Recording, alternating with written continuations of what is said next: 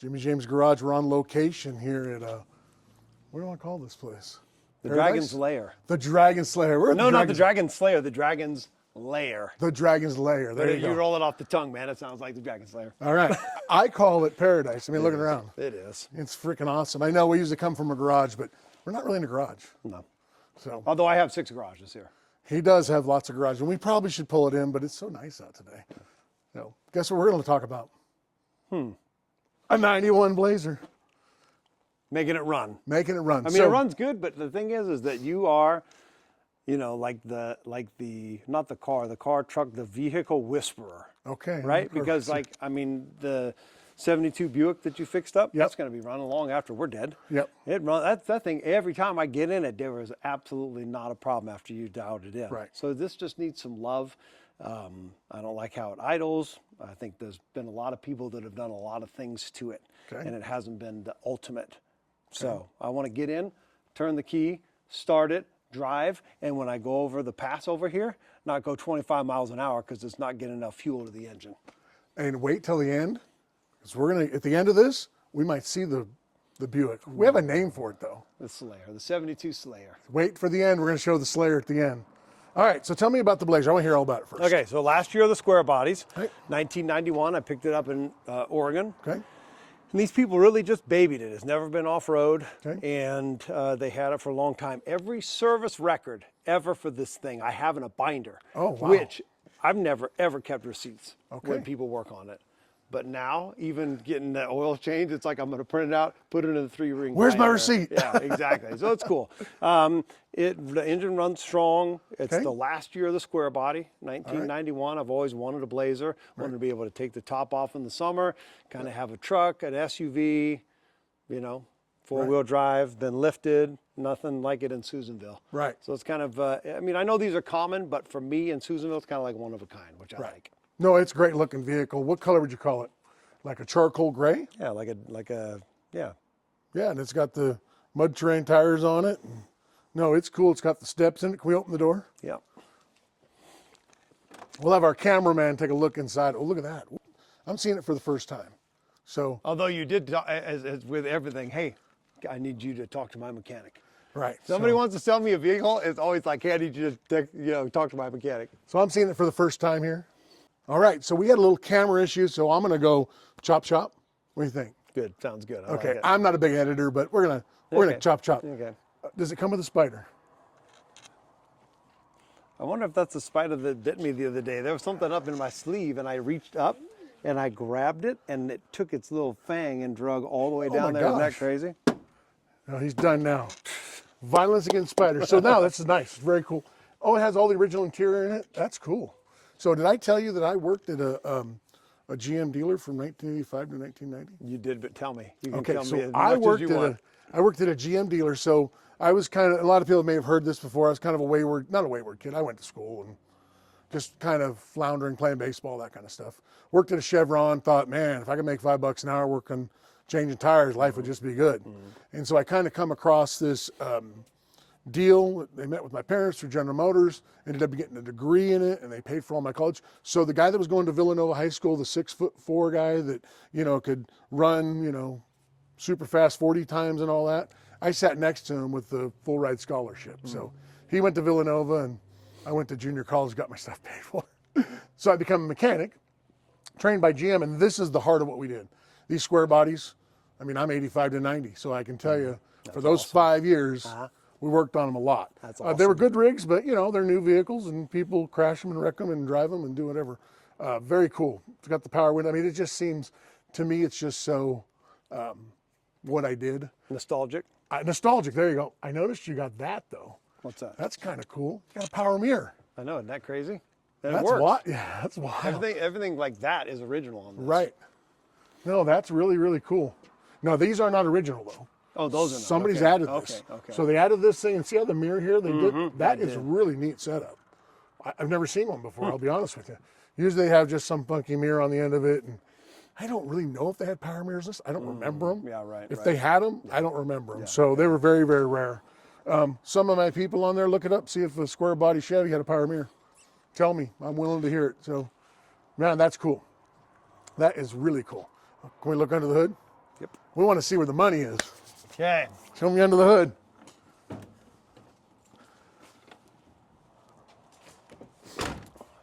So a little history on this, because I know a little bit about these, because I've done one or two. I've owned like 5 Blazers, but they changed the grill. Okay. And they put these smaller headlights. They did this because they kept this body style, even though in '88 they went to that newer, they call it old body style now, but they went to a newer, more rounded body style. Okay. But the Blazers and the Suburbans stayed the same, and the same as the GMC. I always think you can angle these lights, but you can't. They have them like set at an angle. Is that right? No, you can actually, right here, see these screws right there? And they got one right here. Oh, so no way. we can adjust it. Oh, Absolutely. wow. So what we can do is while we're here, we can, you need some help there? Oh, well, help me out here, man. All right. I don't even too know busy. where the thing is. I'm too busy talking. Well, that's okay because I haven't done this, right? I've only right popped it a couple of times. There it is. Thank you, sir. So a couple things they did with these. Like I said, with the front ends, they kept the body style going until '91. In '88, they came out with that other body style. It's more of a rounded. They did that in the trucks only. The heavy duty stuff stayed like this, the Blazer Suburbans. What we can do is before we go today, we'll drop the garage door down, we'll turn the lights on, and we'll do the old funky, it's not 100%, but it'll get you down the road. Cool. So, you know, they have actually these little tabs on these lights. They have a suction cup that sits on here with a level on here, and then you can actually level and balance them. When I worked at the dealership, every vehicle that come off of the assembly line, we did that too. So they come on a truck, rattling around, the guys just throw them in at the assembly line. They come to the dealership, pull the plastic off, line the headlights, pull the stuff off the wheels, take it for a drive. I would never, ever burn the tires. Of course not. Never. Ever. Never. Ever. So if you had a Blazer or a truck and it was bought at the dealership I worked at, I guarantee it never had a burnout done in it. Ever, ever, ever. Okay, so it looks good. You have the original serpentine belt. That was a new to these things in '88. That was a popular add-on. That's pretty cool. And it may have been added on a few years before that, but very popular setup. And you have an Edelbrock carburetor on there. There is no fuel injection on this. But there's a fuel injection pump in the gas tank.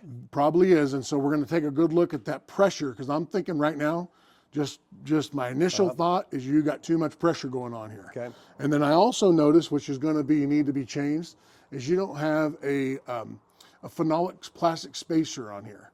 On these, because Buick's a little different. Oh, that's why stay at the end, because we're going to talk about the Buick. But that's my, I want them to stick around. I want people. Absolutely. I want my people. Absolutely. Yep.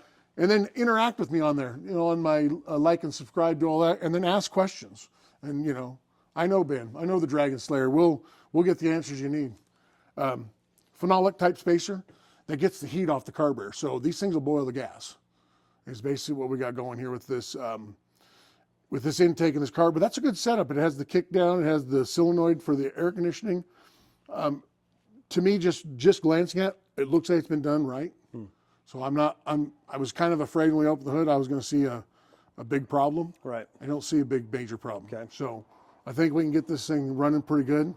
The biggest thing that I have on it, by the way, we just bypassed the AC. Because the AC went out or the belt went out or something. It was like chirping. Okay. So that's why you see this bag on here. I saw the bag, yeah. I just had that put on there. All right. I'm not sure if it's supposed to be there. I'm sure you'll sort that out. Good. But anyway, so like when I turn it over in the morning, it doesn't matter if it's 10 degrees out here. It fires up immediately. I push it one time.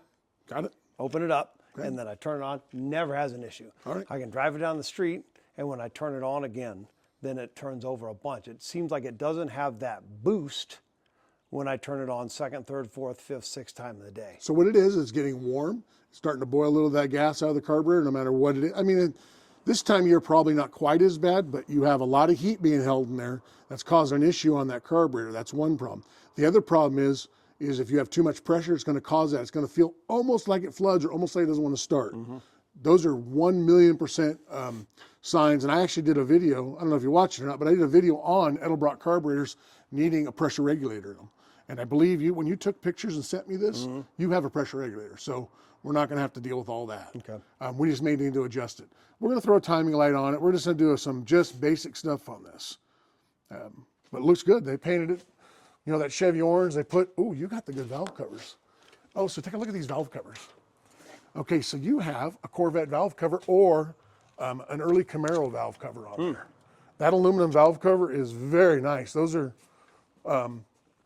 those come out in about 70, I want to say.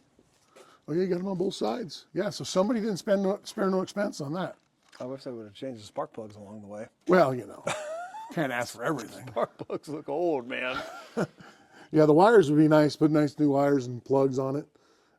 I know a guy that did that on that Buick that we're going to see at the. When are we going to see that Buick at the end? At the end. At the Wait end. till the end. Wait till the end. So, all right. Well, I know what I got to do here, and we'll do that in a separate little video. But I want to go see it since we're getting towards the end. Can we go look at the Buick? Okay, let's check it out. All right.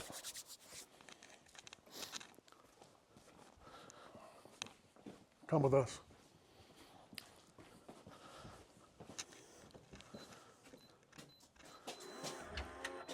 We got a combo of the door, so nobody else comes in here. Woo, look at that. Every time I see this I car. know, man. It's so cool. It's so awesome, right? Hey, I need to get a new. I think I need to get a new ignition core or whatever because the key Cylinder? keeps bending. I got a new one. I got a new key, and it's starting to bend. Okay. You know, so Yeah, those have a little rod and they turn on them and they just kind of get, there's, even though I'm only using the outside housing, yeah.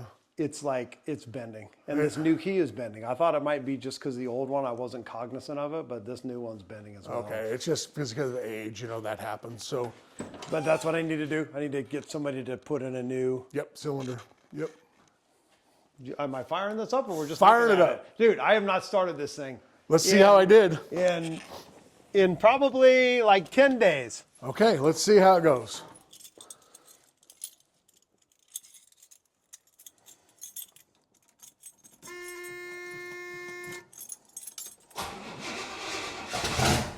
Oh, Oh, there we go. I didn't even touch the gas. All right, look at that thing. That thing is tough sounding.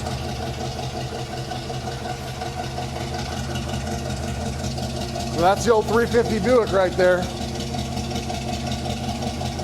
But if you look over here, it has the stripes on the hood. So it's black. The car's been completely redone. We have a different grille in it. Ben will be able to tell us more about the history of the car. I'm just able to tell you more about what I did to it to kind of get it up to par.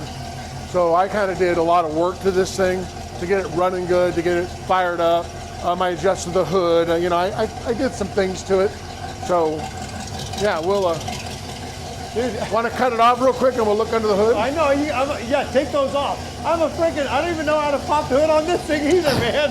Jeez.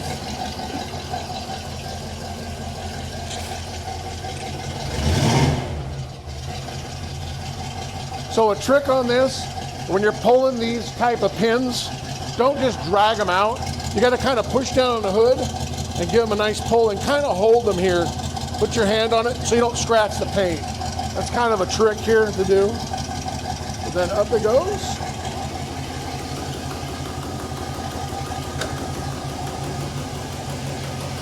Well, there it is. This thing makes me smile every time. Every time I see this, man, I'm like, I want every engine that I own to look like this. Right. Well, it runs good. It does well. It's got chrome headers on it. I redid it to put an HEI on there. Kind of fixed some of this. I painted all this in here because when they painted it, you want to kill it for a second? Want to shut it off?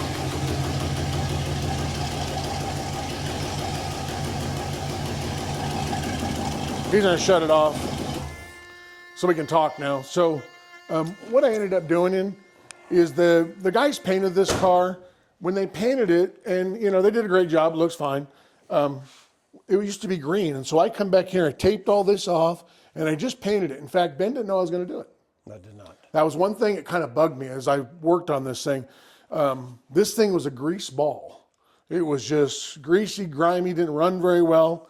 And we did a lot of things, like we waited forever for these valve covers, and we couldn't get the aluminum valve covers like we liked.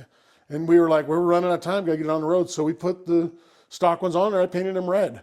The open element air cleaner, we did the the pressure regulator. I just kind of cleaned it all up the way I run it. I use these old-fashioned clamps like I like to use. They're just kind of nostalgic and neat. We put a new water pump on it. We kind of kept the theme here on this car, especially with the overflow. We looked everywhere for things like that. A lot of attention to detail on this thing, and they turned out great. While you were running it, could you have a little detail on the car, where it come from, that kind of stuff? Well, this is kind of a semi-famous Hollywood car. It was the lead car in the video game Mafia 3. I've since learned that it was in Mad Max, except for it was white. And if you go back and do slow motion, Okay. you can see that there was another engine that was in there, and that's why they cut this out. Is because not another engine, but probably Air cleaner. Yeah. Coming Carburetor. Oh, they probably had a tunnel ram on it. okay. So they had that on there. And Okay. so anyway, so it's been around Hollywood. I got it from the guy that bought it from Pop 2K Games. Okay. And it had bullet holes in the back, and the back mirror has been shifted, and it had a different bumper that was made out of chicken wire. Remember that? They had remember. hand soldered like so many of them, and so I kind of like designed it. It's not a design, but I designed this and the front bumpers from a Camaro and on the back, and then I had the windows tinted super black, and then I had the stripe. I had it painted black, and then I had this. Of course, they had this cowl on there for Mafia 3. They put that on there. So I mean, then I had you do all the magic on the inside, and when you open up your hood, that's what you want to see. You want to see something that clean and new, and just gives you confidence to drive it. I'd drive this thing anywhere, man. And it runs good. It's what Ben told me he wanted to have a little bit more power, but he wanted to be able, just like he did 10 days from now, just start it back up, let it fire up, and roll down the road. So that's why we went with like the Edelbrock carburetor, the AVS2. That's why I went with the regulator. That's why we went with what we did, the HEI. Even these wires, I wanted them, I bought these nice looms for them, just so it just sits everywhere. It's not going to leave you on the side of the road. I didn't want to do it twice.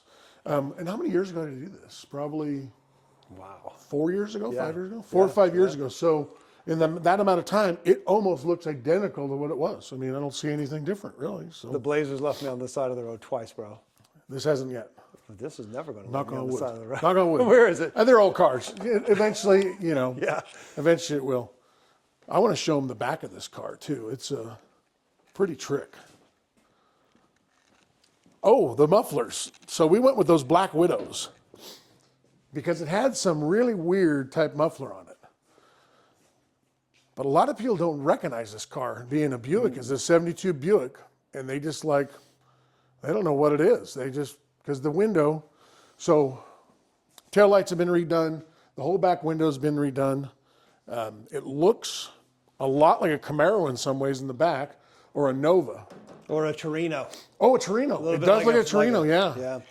And it looks like a Chevelle from the side because they cut the windows out. Right. And the windows on the inside are still the original Buick kind of bubble-shaped windows that make it look really uncool, actually. Right. So that's it. So we're going to get to working. And Ben, I appreciate you letting me show off your cars on the old Jimmy James garage. Really appreciate it. And, this is, every time I open the door, I see this car, I just go, whoa. You'd send me pictures while you were working on it and just saying, there's just something about this stance that I love. Yeah. And that caught on to me. So now anytime I see it out, I can drive any of these cars, and this is the one car that gets all the people driving down the street. Well, and the one thing about it is it does scream like it was out of the 70s. It has the BF Goodrich tires. It sits up a little bit. It's not all slammed on the ground, with big giant wheels on it, and being blacked out with the silver stripes. It just sets the tone. It just looks tough. Yeah. I don't know what it is. It just looks muscly. Yep. And it's a neat car. And again, I really appreciate it. And so subscribe, and do all that fun stuff. And if you have any questions, interact. I love interacting with you guys. And see you on the next trip. This guy's the man. I'm telling you right now. He's a liar. Thank you.